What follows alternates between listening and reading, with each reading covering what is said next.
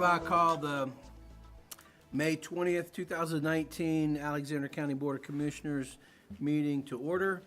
At this time, I would like to recognize Commissioner Larry Yoder for our invocation, and I will lead us in the pledge. Let's pray. Our kind and most gracious Heavenly Father, we appreciate the opportunity you've given us to gather here tonight. Lord, we'd ask your blessings upon the people of this county, our state, our nation, and the world. Be with our emergency personnel. Be with those that are sick and afflicted. Help the leaders of this country and the world and the local folks that they will make sound decisions that are the betterment for the people of this county, of the state, of the United States, and also we'd look for our leaders to do things that will make the world a better place. Lord, we'd ask you blessings upon this crowd for a safe journey home. In thy name we pray. Amen. So please turn, face the flag, attention, salute, pledge. I pledge allegiance to the flag of the United States of America and to the republic for which it stands, one nation, under God, indivisible, with liberty and justice for all.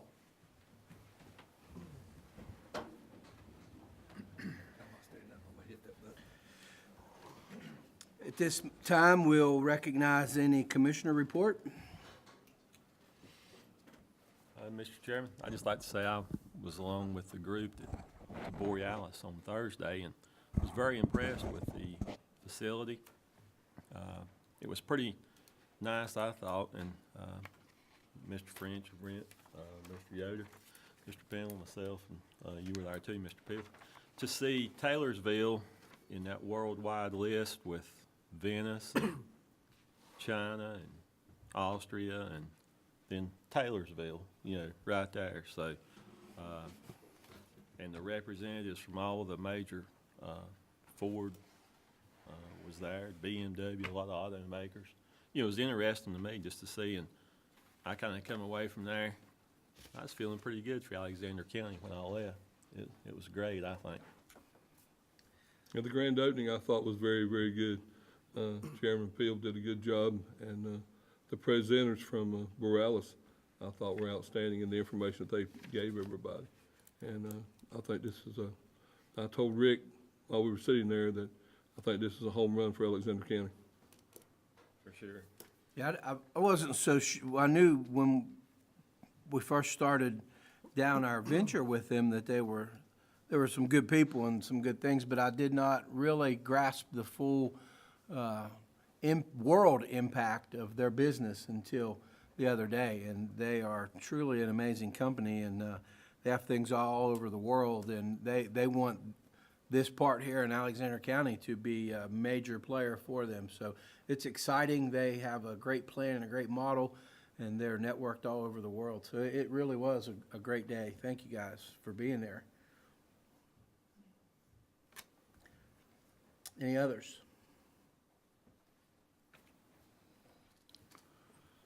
We've been meeting and crunching numbers as we go down that budget path. Certainly can't spend what you don't have, and we try to do our best to manage that public money as best we can. And the revenues are not declining, but they're not gaining either, so flat at best, and we just try to do a really good job to make the people proud of what we're able to do with public money. Had a wonderful meeting with the school system just a little bit ago, and they're in a tough boat, and you know we're in that boat with them. They have some tough things to call down the road, and we want them to do a great job and have great opportunities for our kids. And it's just good for everybody to be together, and that's the beauty of Alexander County, that it seems like no matter what group you're with or what board you're working on or whatever it is that you're doing, at the end of the day, people can generally come together and work together to benefit the good. So as we move forward this year and beyond, let us all be together in all of our efforts to make Alexander County truly a better place. At this time, we will have the adoption of our agenda. I do have an item, a proclamation for the NAACP that I will add to our consent agenda when we get to that point, and everyone has a copy of that. So otherwise, I will entertain a motion to adopt our agenda. Move to approve the agenda with the addition of the NCAAP on there. Second. Second, any discussion? All in favor, please raise your hand. Motion passes. At this time, we will have Bill Rogers, our Chief Code Enforcement Officer, who will discuss building code enforcement and the ISO ratings report with us. Mr. Rogers, if you would please step forward. And while he's stepping forward, we'd like to say kudos to the great job that Mr. Rogers has been doing. He's been an tireless worker who's doing some great things, and we hear great reports. So thank you for all that you do, sir. You're welcome. On September 13th, we received a letter from the Insurance Services Office, the ISO rating agency, that they would be conducting our next evaluation on November 8th. So they gave us a lot of time to prepare for it since we weren't even expecting it. During the course of that 6 weeks, multiple departments stepped up. GIS, the county manager's office, his staff, the tax office, finance, planning, and my staff to prepare, because you have to prepare a large packet for them. And they go over everything. I had previously been part of one in my previous employee, and the actual field interview process took 9 hours. So when they came on November 8th, after an hour and 15 minutes, they were gone. So I was worried. Actually called the county manager and Mr. Green up and said, I think we're gonna take a hit. Well, we got our letter on May 7th, and we were quite surprised. I was quite surprised. The ratings are 1 to 10, 1 being an exemplary department. And we were given a rating of a 2 for commercial, and that means a lot. Our residential, we stated a 99 because we don't do residential plan review. It would adversely affect my contractors too great. They wouldn't be able to come in and get a permit the same day. It's not required by state statute, so we don't do it. We do residential plan review in the field. When we go out to do an inspection, we do the residential plan review in the field. And ISO doesn't like that. They want you to take and make someone wait 2 weeks. You know, Charlotte does residential plan review, but unless we have to do it, I don't think that's a route we ever want to take. I've given 2 pages that really draw out our high points and our low points, and it's pages 2 and page 3 of the report. And I'm not going to bother you with the numbers, but you'll see under our previous 2014 review and inspection, we had quite a few zeros, and that causes problems. And you can see those zeros, for the most part, for things that we have control over. We have no control over when a code's adopted, and we have no control over whether every building is required to be designed by a licensed design professional, because ISO thinks that if you're going to build a 10 by 10 garden shed in your backyard, it should be drawn by an architect. Nobody should design a building that's not an architect. So we have no control over those items, but the items that we have direct control over, we saw, for the most part, great increases. And it's because of the staffing that we've been allowed to do and the training that we've instituted. And, you know, we didn't get credit, but we've instituted a large amount of customer service training in our department. And you don't get credit for that, but the training and staff were the biggest issues. Just to give you an idea, the city of Fayetteville is a 3. City of Miami is a 2. Greensboro is a 1 because of their staff. They have a high staff level. So we're doing pretty good. Now, it's not saying next time we're not going to take a hit, because we're going to be on the back end of a bad code cycle, because we only change our codes every 6 years in this state. And they don't, you know, this is all done in New York City. They don't care that the state doesn't adopt the code but every 6 years. So it's definitely a plus. It means that our commercial buildings that are built during this rating period will be rated at a 2. That translates to quite a bit of money for insurance on those buildings for commercial developers and industry. So that's it. Thank you very much. That's great news. Thank you. Thank you. Appreciate what you're doing there. Thank you. Oh, hang on, Bill, hang on. Now, I want to say you're doing a great job. You've done a superb job with the department. I had a good conversation with somebody from the Catawba County Inspections Department a couple weeks ago about what a great job you were doing, and that we were glad that you were here, and what a change in attitude that we've had. So I knew you a little bit before you came to work here, but not much. Just, talking to him a little bit in Catawba County. I didn't know that you were going to do such a great job with our department, and you need to be proud, and your staff needs to be proud. Done a great job. Thank you. We appreciate it. Thank you. Next up, we have Josh Mitchell, Solid Waste Franchise Agreement Renewal. And we'd like to thank Josh for all the hard work he does as well. Very valued person in our organization. Josh, we thank you. Appreciate you. Don't hardly ever get a chance to tell you, but we do. I only come when Mr. French tells me to. So. I'm here tonight. Well, good evening, Commissioners, and I'm here tonight to present Republic Services' proposal for renewal of the Solid Waste Management Agreement.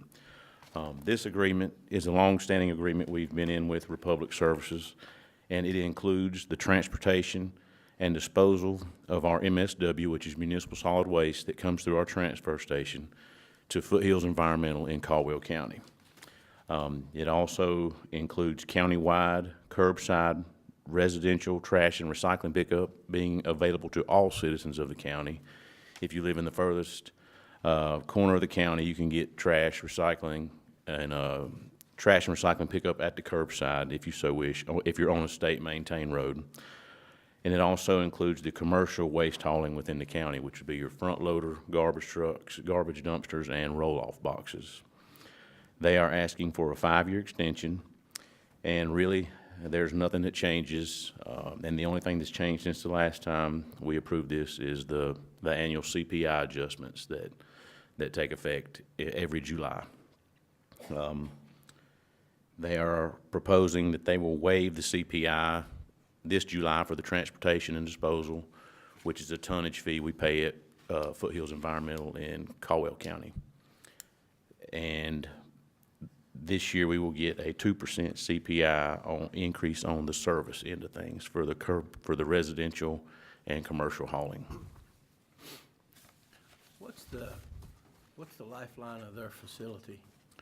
I asked him that when I met with them the other week, and they said at least 30 years for the one in Caldwell. They do own Caldwell, and the next nearest landfill to us is Charlotte Motor Speedway landfill, and they own both of those landfills. Josh, And with this, I'm sorry. that's all right, go ahead, sir. With this agreement, it guarantees us a place for our waste to go. Would you say what CPI is?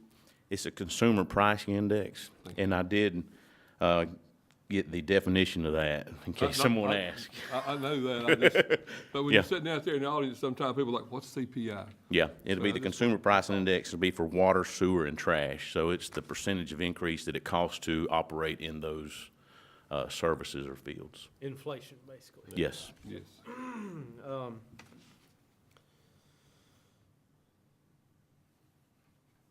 Let's see, I had a question, I can't remember what it was now. Oh, the recycle processing. Mhm. So when, like if commodity values rise, it says the rate will decrease. If they decrease, rate will increase.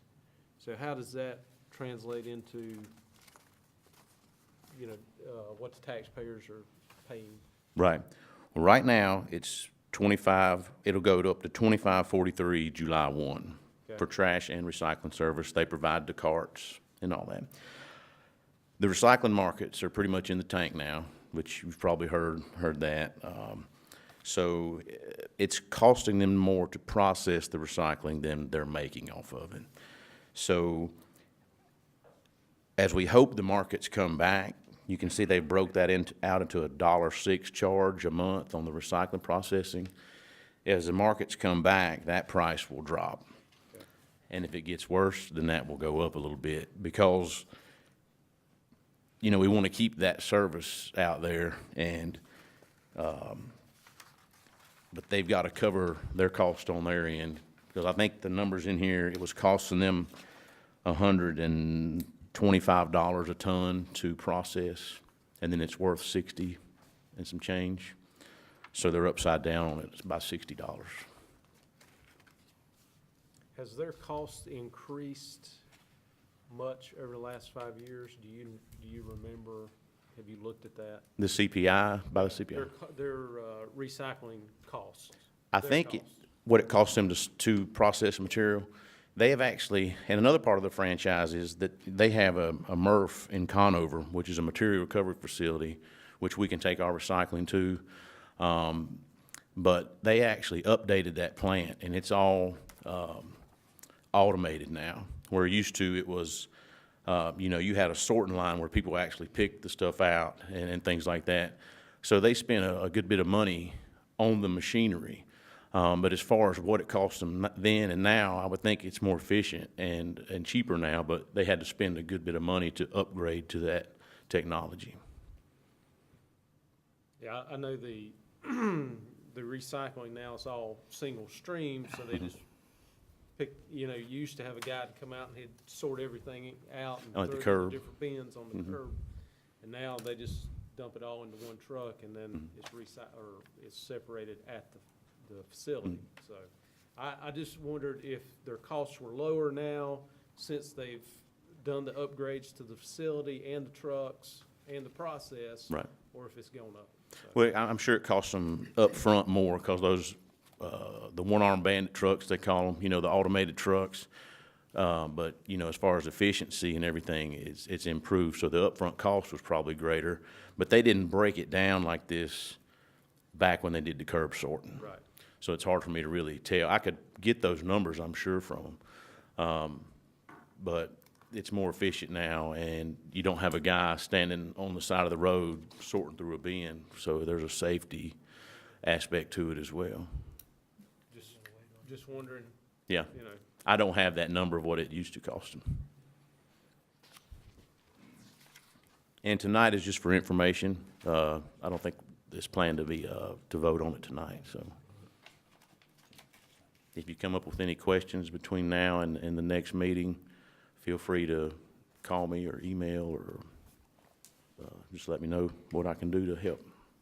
Josh, I will say that your crew does an outstanding job at our convenience sites, keeping it clean, keeping it neat, and they're all to be commended for that, because it really does make it nice when you go in there and it's not stuff laying all over the place, and so it's really good that they keep them clean.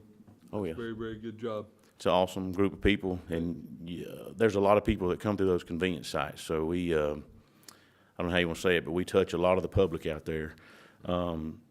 So they handle the public well and get along well, because we could really generate a lot of complaints if we didn't, you know. Very pleasant, always cheerful. Yep, You're only as good as your people, right? that's exactly right. Good job. Appreciate it. Thank you, Josh. Thank you. all right, thank you.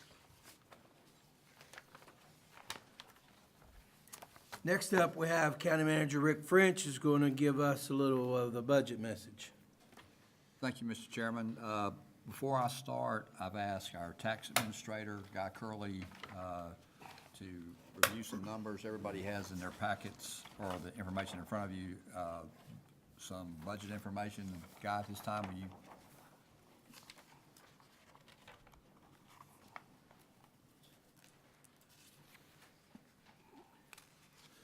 Guy, Mr. we Chairman. appreciate what you do, too. Thank you, sir. Good work there. I have with me tonight, or he agreed to come, Doug Faulkner, tax assessor, so we'll direct any questions to him. That's good.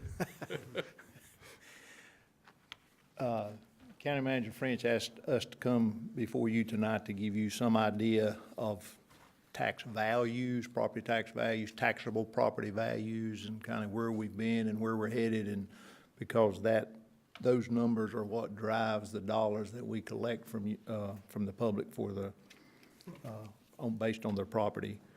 A little bit of information, a little bit of history, I guess, and most of you remember this. We had a meeting back late December, early January sometime. 2015 was the last countywide revow that we had in Alexander County. And by North Carolina state statute, we have to do one every 8 years, and our next one is scheduled to be in 2023. That being said, in 2015, we were just actually in Alexander County. I don't think we were coming out of it just yet, but the Great Recession, as it's all been referred to, and we had an overall loss of value in the county at that time, about 2.4%. Certain areas of our county got hit really hard with that, so we lost value countywide. And it was at that point in time that the tax rate was increased to compensate for that loss in value. Part of the issue we have in trying to give accurate numbers, particularly for budgeting, is that the tax base is made up of about 4 or 5 different kinds of properties. Obviously, there's real property, which is the dirt in the houses that you see. Then we tax people on their personal property, which in most cases for our county is single-wide mobile homes, boats, poultry house equipment, items like that.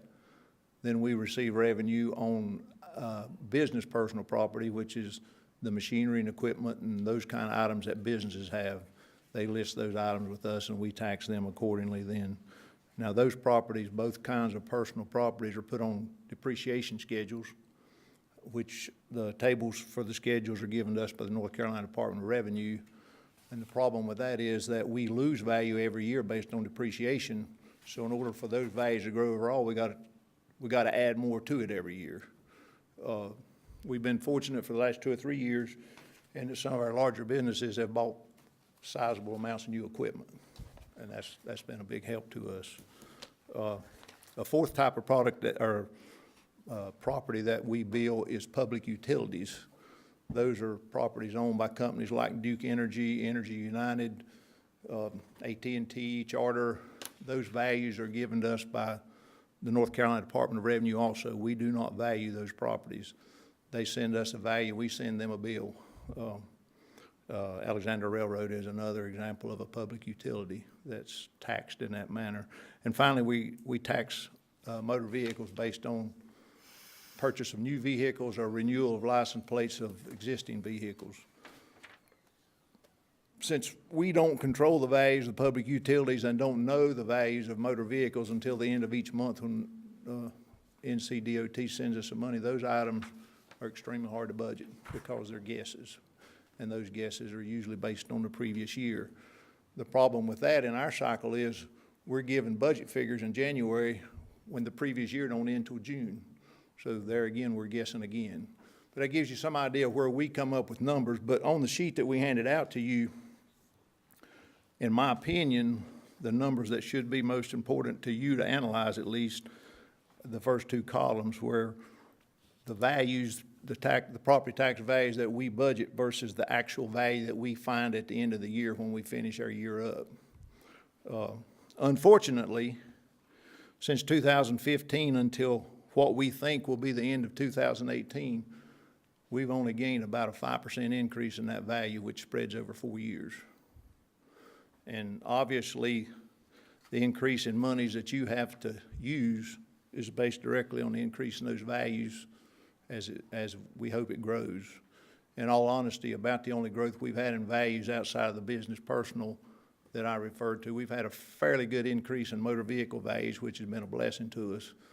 But outside of that, new homes that are built is about the values we have. And if an average home in Alexander County's $200,000, that generates about $1,400 a year per home. So that gives you a feel for what it takes to grow that value. In 2018, we taxed real property Countywide at a value, you can see there, $2,089,725,000, and some odd dollars, to give you a feel for that.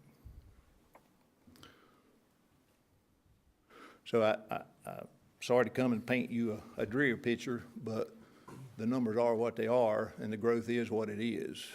And so I hope that gives you a feel for kind of what you have to deal with and what you have to expect. Someday you're gonna have a pretty picture for I us. hope so. I hope so. I think we're heading in the right direction with the new businesses. Of course, you know, the cost of obtaining a new business sometimes means giving it back for a few years. And that's part of the process. Mr. Curley, speaking of that, I know in the past, we've talked about that we've had like right around 1% growth in this county. Yes, sir. And for several years, it sort of stayed at 1%. Based on that fact, with the 1% and the incentives and the things that we've done to try to get people to come here and to do things, okay? So if you take that 1% and you subtract what we've done to try to increase business here in the county, how far does that 1% fall after you take that in consideration? I'm not sure I can answer that question because I don't see the give back in my budget. I see the way that process works, we tax them as if there is no incentives. Then economic development is the person or the department that handles the give back. So once they pay their taxes, we expect them to pay it and then we give it back. And I honestly don't know what we're giving back. I know David Eisenhower contacts me at the end of every year and wants to know certain industries have paid their taxes and then he takes it from there. So I don't know. I would imagine that's an expense budgeted through them. It is. But it would have a pretty, you mentioned Borealis. They brought a ton of new business equipment into our county. Right. To the tune of millions of dollars is what they reported as their business personal to be taxed in 2019, a substantial bill. I don't know how much of that economic development's giving them back in form of incentive. I got a good idea that it's 100% for a few years. So Right. that's a wash, but that increase number is figured in our value increases. So you're right, if we're budgeting 100 or a 1.5% of increase, we're not getting the true impact of that 1.5% increase. Right, because you have to invest in something. That's right. In order to get it to come That's here, right. and I understand that. But you know, my whole point of the entire thing is the fact that just because people hear us say that we've had 1% growth, Exactly. it's not going to show It's up not for a gonna show couple of up. years Right. until we get these things where it becomes stabilized and equalized so that they are paying in the You're taxes exactly at that right. time. Yes. And that's the point I was trying to make, that's all. And the benefits of that new business coming in are actually delayed benefits because from a property tax standpoint, we don't see that for several years. Right. Yes. I understand that. But Thank you you. wouldn't have seen it, but the tax, the taxes wouldn't have been coming in anyway. That's correct. You know, Right. so That's correct. You Yeah. got a piece of Yeah. dirt there that's paying very little in property tax, and a business comes in, locates there, you give them property tax breaks for a few years, and, after that time period's up, then they're paying in That's substantial exactly right. taxes. And we're seeing the benefits of that already in some that have come in several years ago. We're beginning to see those because those incentives have expired and now we're getting the full benefit of that tax. Right. And they create jobs for the public, good That's paying right. jobs. Oh, That's yeah. correct. I don't think there's any way around the system. It just takes it a little bit of time to be beneficial to us. And it works. My whole point was what we've invested versus the growth. That's all I was looking at, because it takes investment that we've done and prior boards have done in order to bring That's business in to make things happen for the future, which will increase. And from a budgetary standpoint, you got to look at the whole picture. If you're looking at our section of the budget where we're budgeting revenues, then you got to look at other departments where some of those revenues we're not getting to spend for things that we might prefer to spend them for because they're going out in somebody else's budget. So, Right. Thank you. any other questions? Thank you, very good report. Thank you. When you have time to look over the information, if you have questions about it, we'll be more than happy to answer them for you. Thank you.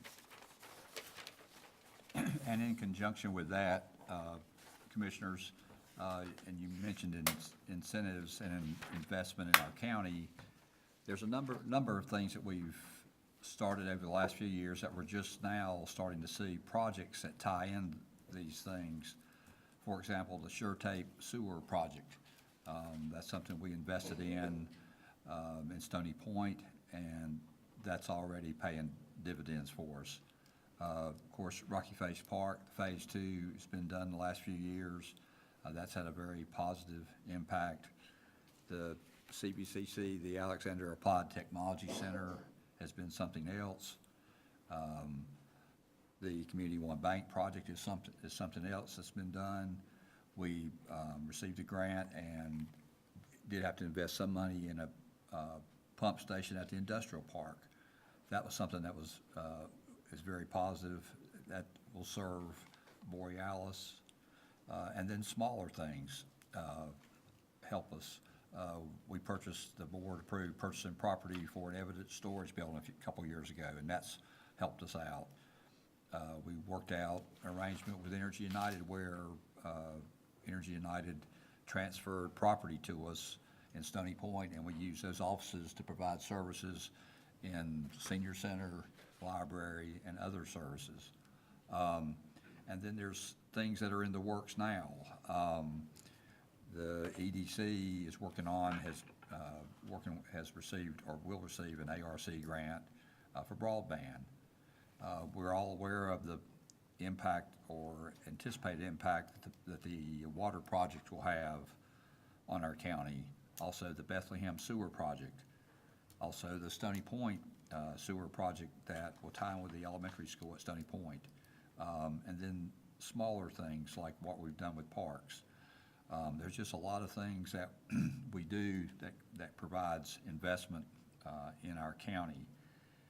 And in conjunction with that, we also continue to look at areas that need to be reviewed and expanded. Our animal shelter, which was built in 2001, is not as big a scale, but is very important. Has been at capacity for several years, and we need to take a look at it. But the budget message and the information that you have in all that information is in your packet. So at this time, I'll go over the 2019-2020 budget message. The proposed general fund budget for Alexander County for fiscal year 2019-2020 totals $41,422,990. There is no property tax increase included, but there are proposed increases in all 8 fire tax districts, as well as fee increases for building inspections, zoning, and fire inspections. Requests from county departments for the upcoming budget year totaled over $46 million. The original budget for 2018-2019 totaled $41,200,000, and that's very similar to what we're proposing for next year. And it currently stands, our current budget stands at $43,244,000, and there was no property tax last year. One of the things we're going to look at this year are water rates and sewer rates. Water rates for the upcoming 2019-2020 budget will increase up to 3.75%. This is subject to approval by the Hickory City Council as a component of the comprehensive City of Hickory budget. As a practice, Alexander County has passed along City of Hickory increases. This year, as we move forward with the water system extension project, county staff is recommending a water connection tap reduction. We're recommending effective June 1st, 2019, water connections be reduced from $1,143 to $541. This reduction is not just for the project area, it will be for the entire Alexander County water system. This doesn't include the town of Taylorsville or any Energy United system. All connection fees paid after June 1st must connect to the county water system. Water connections may not be purchased and held for future use. You have to be a water customer once you do this. This special fee will expire at the end of December 2020, and that'll tie in with our project, our water project. The purpose here, of course, is to increase the number of county water system users. Alexander County currently has 5,300 water customers, and our goal is to increase that number by 400 customers. This long-awaited water project should begin in late summer, and I'll go over a schedule later. And in that fee that we're talking about reducing, we'd like to say that the customer pays $541. We will pay, Alexander County will pay the material costs, which will be about $300, and Hickory will pay all the labor costs, which will be about $300. But the charge to the customer will be $541. The Bethlehem Sewer Extension Project will start later this year, and in conjunction with this, those rates will also be increased by the city 3.75%, or roughly $32.08 to $33.31. We currently receive $5 per month per customer. The sewer rate structure is broken down into volume charge, availability charge, and that $5 county charge. We met earlier today with the City of Hickory to look at the breakdown. We just have to receive more revenue. In a couple of years, we'll have a $300,000 debt service payment for sewer, and we know we certainly can't, or aren't gonna get those kind of numbers, but we just need to go a little higher revenue number. $5 generates about $20,000 a year, so we have to step that up, and that's for about 386 sewer customers that we presently have. Of course, the largest, as we met earlier with the schools, the largest request comes from our school system at $7,860,798, or an increase of $1,339,947 over the current year. School system currently receives $6,520,851 from the county, who has appropriated more than $1.5 million in additional funding to the school system since the 2012-2013 fiscal year. Currently, there are no funds recommended in the 2019-2020 budget. However, we just held a meeting with our school finance committee, and we're discussing a financial plan, and that meeting, of course, was held earlier today. The second largest request for new funding comes from the Alexander County Sheriff's Office.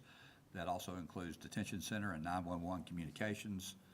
Of course, these departments report to the sheriff. Current funding for these departments totals $7,008,252, plus an additional $831,000 for debt service payments for the law enforcement and detention center.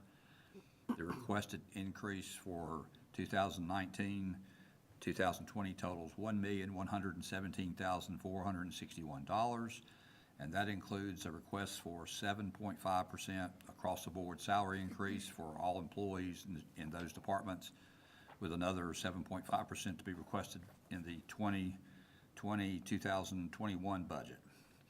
The number one reason for this request is the high turnover rate in deputy and detention officer positions.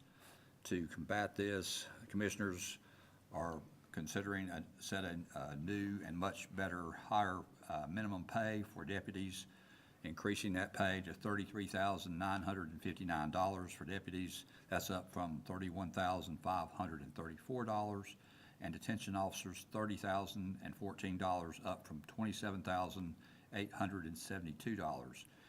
Anyone that makes below that in the sheriff's department or in detention salaries will be increased to those numbers. Also, part-time pay will increase to $14.08, and that's up from $11.82. And that too is a good thing for the part-time, because they have a number of part-time positions. These new minimum salaries were recommended by the sheriff's office. The 7.5% salary adjustment has not been included due to the overall increases in the budget, such as health insurance and retirement costs. And retirement costs, for example, went up $100,000 for all county employees. That was mandated from the state. In addition to setting higher standards for minimum starting pay for deputies and detention officers, the increase in part-time pay to $14.08 per hour is significant. Alexander County Commissioners will continue continue the vehicle replacement program that began several years ago by budgeting $225,000. Another $21,750 is budgeted for 15 tactical bulletproof vests for the SRT, and $6,650 for 10 standard bulletproof vests.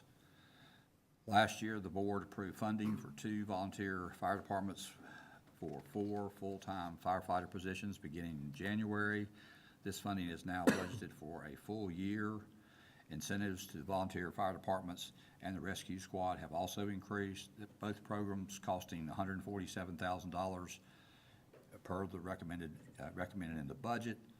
The value of volunteers is a tremendous asset in emergency services, as we all are aware.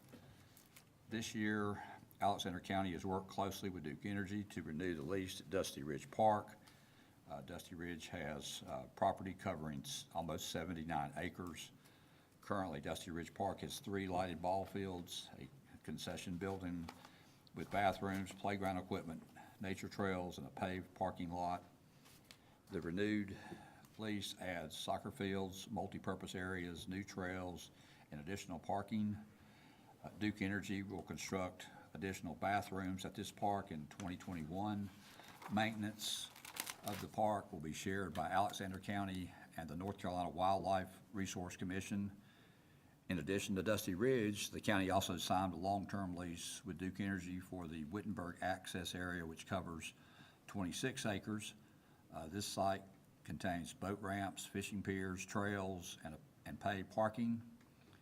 The new lease will create restrooms, picnic areas, extended nature trails, a swimming area, and additional parking.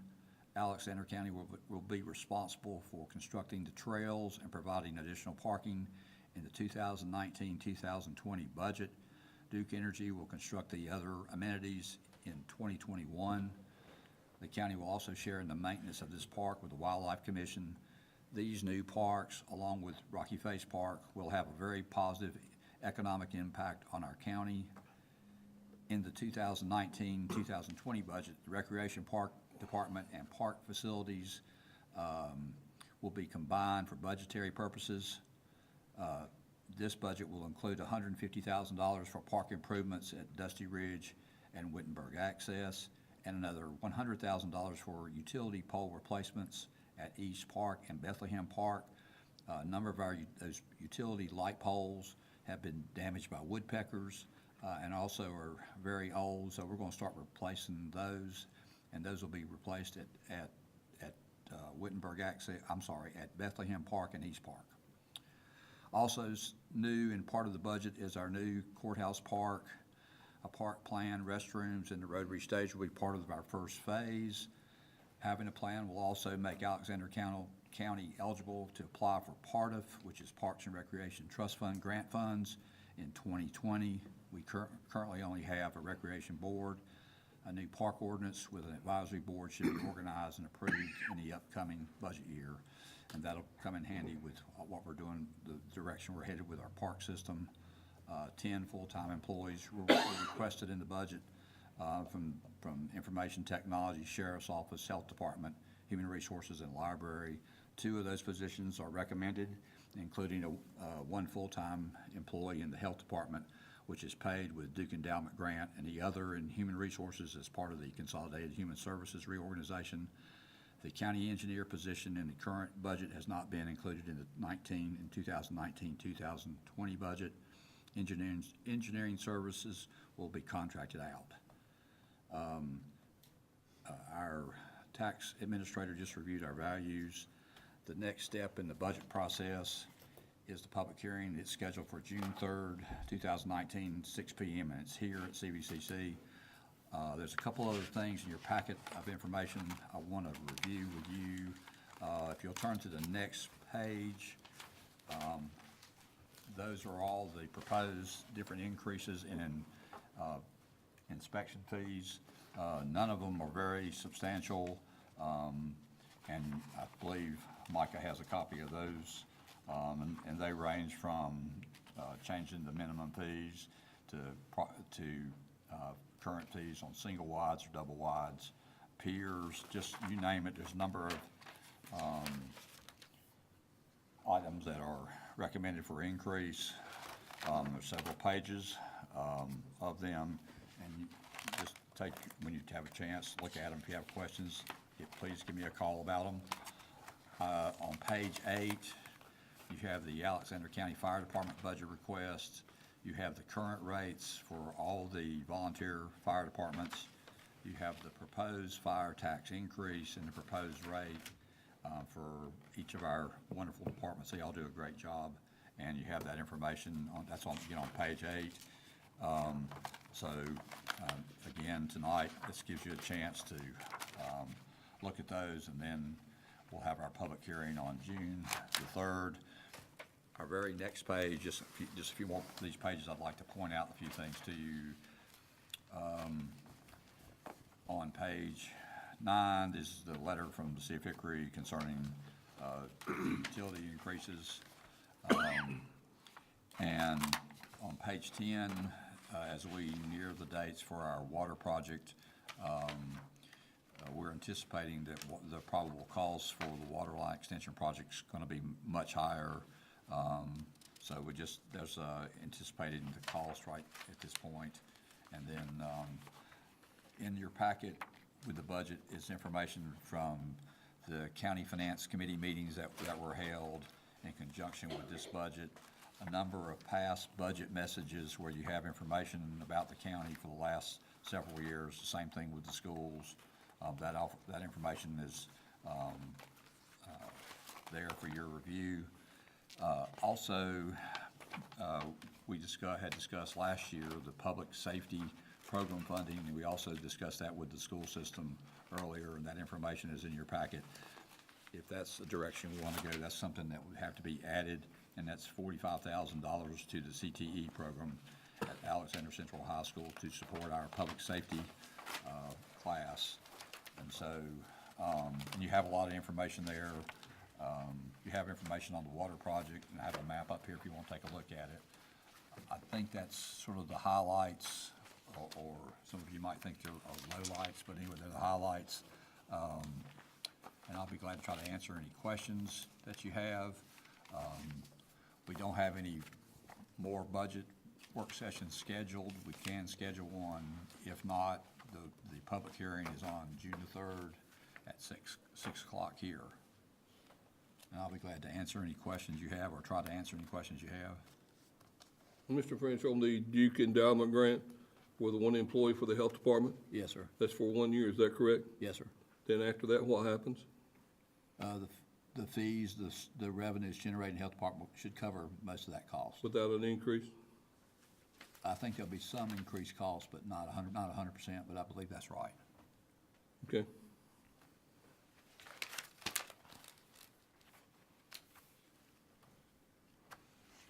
Anyway, after you've had time to review all this, please give me a call, and I'll be glad to answer any questions. Thank you, sir. This time, Mr. French will share with us board appointments on the Council on Aging. Appoint Paulette Huffman, 3 years, and Jenny Masters, 3 years. Heard the recommendation. Mr. Chairman, I'll make a motion to approve the Council on Aging. Got a motion, we hear a second. Second? Any discussion? All in favor, please raise your right hand. Motion passes unanimously. And Mr. French will now share budget ordinances 49 through 51. Thank you, Mr. Chairman. Budget Amendment 49 is to increase public buildings budget for estimated amount needed for janitorial services for the remainder of the 2018-2019 budget year, and to increase the garage budget for estimated amount needed for fuel for the remainder of the 2018-2019 budget year. Budget Amendment number 50 is to increase the JCPC budget for additional discretionary funds awarded by the state to the Kids at Work program. No local funds are needed for this additional state allocation to the JCPC program provider. And budget amendment number 51 is to adjust the sheriff's budget for estimated tolling fees for the remainder of the 2018-2019 budget year. I'll be glad to answer any questions, Mr. Chairman, about that. Mr. French, Yes, sir. on the Medicaid hold harmless distribution, is that close to ending, or how much longer are they gonna continue to pay that? I don't remember. Goes on and on and on. Does it? Yes, sir. Okay, because I couldn't remember whenever we reached that agreement several years ago. Remember the trade was a Right. swap, as they called it. Yeah, Taxes. Yeah, it goes on forever. yeah, I could not remember. Thank you. Yes, sir. That was a good swap for us, by the way. We don't want to say that too loud.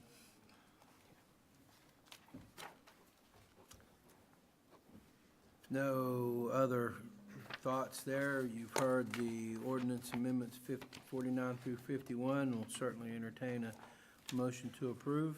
I'll make a motion to approve the budget amendments as presented. Have a motion. Do I hear a second? Second? Any discussion on the ordinances? All in favor, please raise your right hand. Motion passes unanimously. Now, at this time, Mr. French will share other business, including the manager's report. Thank you, Mr. Chairman. As mentioned earlier, the water project schedule, the plan is to advertise for bids May the 24th, 2019, open the bids June 25th, 2019, award the bids at our July meeting, July 22nd, and then proceeding to work September 15th to September 30th. That's a long time between advertising for bids and actually getting ready to start work, but that's just how it works, and that's the kind of, also has to do with the process that's dictated by the loans that we have for doing those projects. The water schedule is anticipated to take 10 to 12 months. So that's all I have, Mr. Chairman, except a couple things for closed session. Thank you, sir. Thank you. At this time, we will consider our consent agenda, but I would like to add to our consent agenda the item that everyone has. It's a proclamation recognizing the NAACP Unit Number 5361, Alexander County Branch, and reads as follows. Whereas the National Association for the Advancement of Colored People, herein called the NAACP, founded February 12, 1909, recently celebrated its 110th birthday, commemorating 110 years of dedication, struggle, and achievement to further the cause of fair play, justice, and equal opportunities for minorities in this nation. And whereas under the guidance of its founders, Mary White Ovington, William English Walling, and Henry Moskowitz, the NAACP has been known as a strong figure in the advancement of civil rights during an era when segregation and injustice were bluntly practiced as a social norm. And whereas